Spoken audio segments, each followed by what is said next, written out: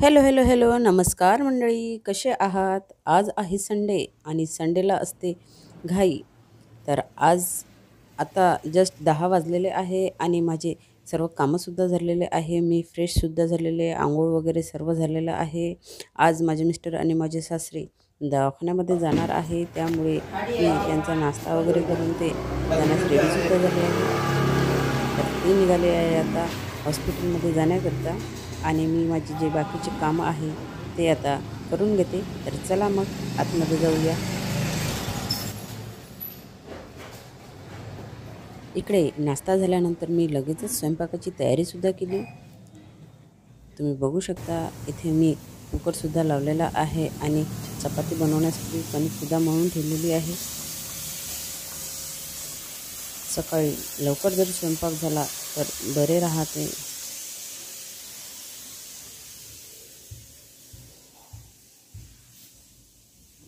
आताच माझा स्वयंपाक कंप्लीट झालेला आहे आणि मी तुम्हाला एक गंमत दाखवत आहे. इकडे बघू शकता आमच्या घरचे हर्जू आणि स्वरा, मान वरती करा, या दोघी मिळून फ्रेंच फ्राईज बनवणार आहे. आज संडे आहे, आज त्यांची पार्टी आहे. एका फ्रेंडचा त्यांचा वाढदिवस आहे, तर तिला त्या पार्टी देत आहे.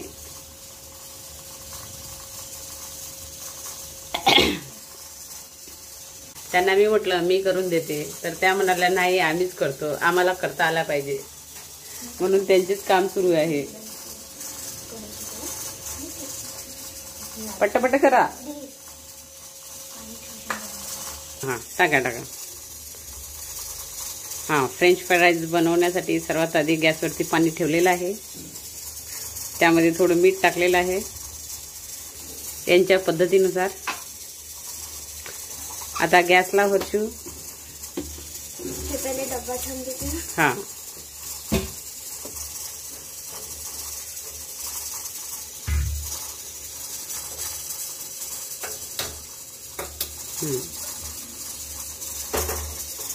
आता मी आलूचे 2 मिनिटांसाठी बॉईल करणार आहे.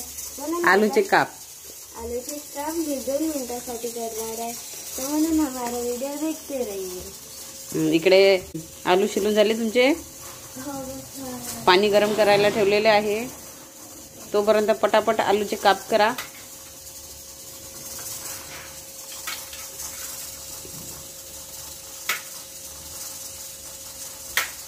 मी काप करून देऊ का?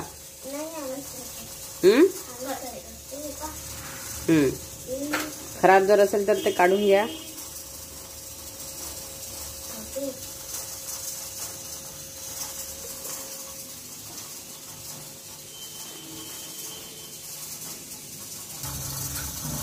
यांचे आलूचे काप तयार होईपर्यंत मी इथे चना डाळीची चटणी बनवून घेते.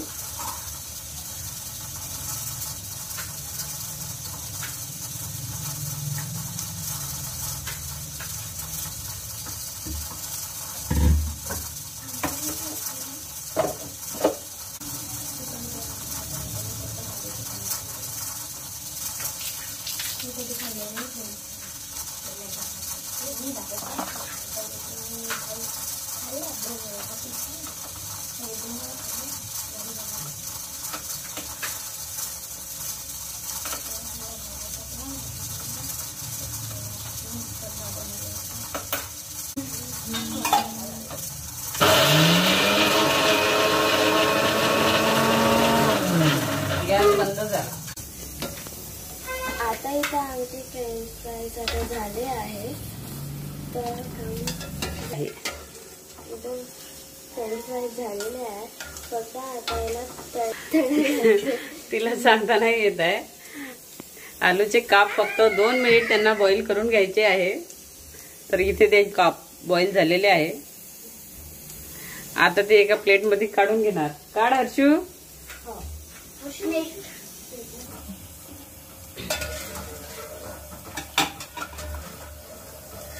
कुणाचा बर्थडे आहे आज? ऋतुजा. अच्छा, तिला तुम्ही पार्टी देत आहे. इथे चना डाळ चटणी तयार झालेली आहे. आता यावरती थोडी कोथिंबीर घालूया.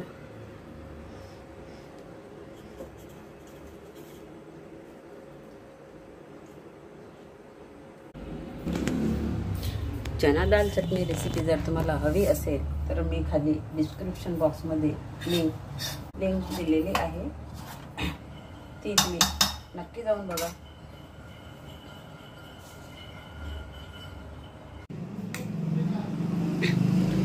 आता माझे सर्व किचनमधील कामं झालेले आहे आणि आता मी माझे शॉप ओपन करून घेतो.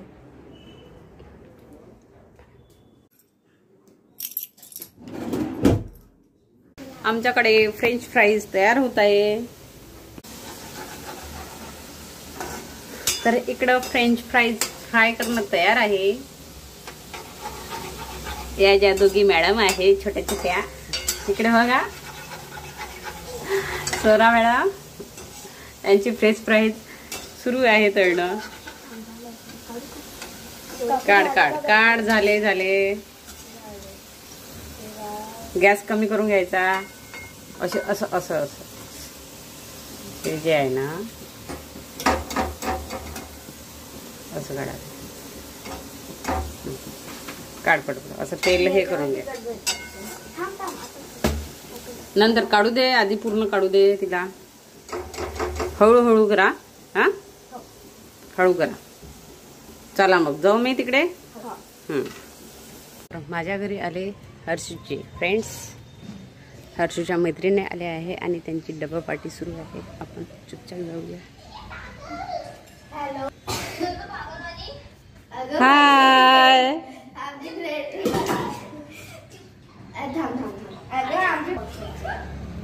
त्यांची डबा पार्टी फिनिश झालेली आहे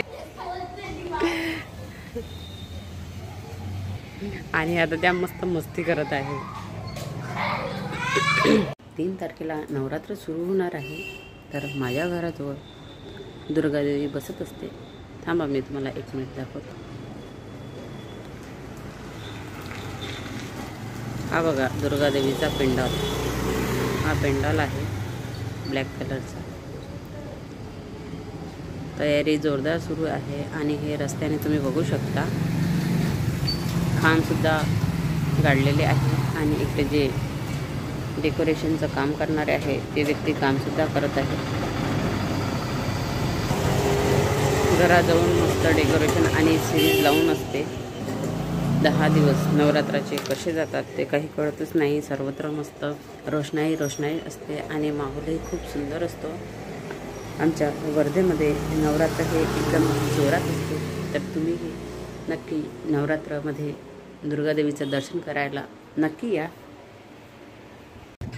सोमवारला आम्हाला नागपूरला जायचेच होते, पण आज संडे असल्यामुळे मी आणि माझ्या मिस्टरांनी ठरवले की उद्या सकाळी जाण्यापेक्षा आज संध्याकाळच्या वेळेसच जर आपण आरामामध्ये नागपूरला निघालो तर उद्याला आपल्याला घाई होणार नाही. त्यामुळे आम्ही फटाफट तयारी केली. नागपूरला जाण्यासाठी गाडीमध्ये बसले. पाण्याची बॉटल कुठे?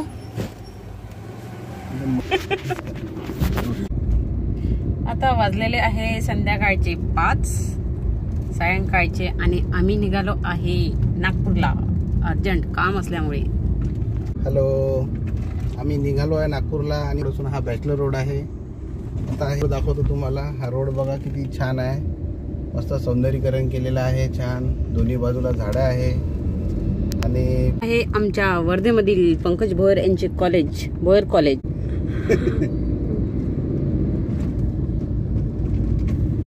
आम्ही आज सरळ हायवे रोडने किंवा समृद्धी मार्गाने न जाता चौकी मार्गे नागपूरला जाऊ असे ठरवले. चौकी हे बृहस्पतीचे फेमस मंदिर ठिकाण आहे. पूर्ण भारतामध्ये 2च गुरु बृहस्पतीचे मंदिर आहे. हे चौकीमधील बृहस्पतीचे एक प्रसिद्ध मंदिर आहे. या मार्गाने आम्ही नागपूरला जाण्याकरता निघालो. आम्ही नागपूरला जाण्याकरता चौकी मार्गे तर निघालो, पण तो रस्ता खूप खराब होता. त्यामुळे आम्हाला खूप वेळ झाला. आम्ही 4:30 वाजता घरून निघालो आणि जवळपास तुम्ही बघू शकता 6:24 झालेले आहे. तरी आम्ही नागपूरमध्ये पोचलेलो नाही. अजून आम्हाला कमीत कमी 15 ते 20 मिनिट लागणार आहे नागपूरमध्ये पोचण्याकरता. त्यामुळे हा रस्ता आम्हाला खूपच लांब पडला. फायनली आम्ही नागपूर एअरपोर्टजवळ पोहोचलो.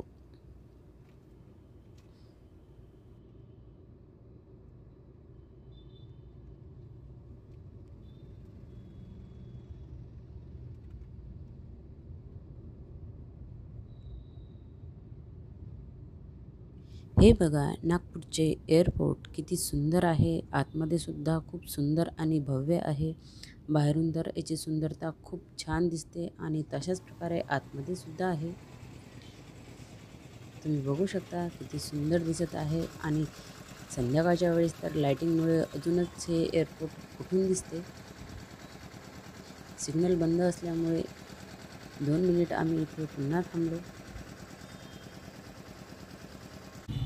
फायनली आम्ही 6:34ला नागपूरमध्ये पोहोचलो. नागपूरमध्ये पोहोचल्यानंतर नागपूरची जी भव्यता आहे आणि सुंदरता आहे ती खूप छान दिसते. नागपूरमध्ये पोहोचल्यानंतर असं वाटते की आता कुठे जायचीच गरज नाही. खूप सुंदर आणि खूप अट्रॅक्टिव्ह असं नागपूर दिसते. तुम्ही बघू शकता किती भव्य असे नागपूरचे सौंदर्यीकरण करण्यात आलेले आहे आणि दिवसेंदिवस नागपूरचे सौंदर्यीकरणामध्ये वाढच होत आहे. त्यामुळे खूप सुंदर असा नागपूरचा परिसर दिसतो. फायनली आम्ही 7:30च्या दरम्यान रूमवर पोहोचलो. प्रवास लांब झाल्यामुळे मला खूप थकायला आले होते. मी लवकर रूमवरती येऊन फ्रेश झाले आणि स्वयंपाकाची तयारी केली.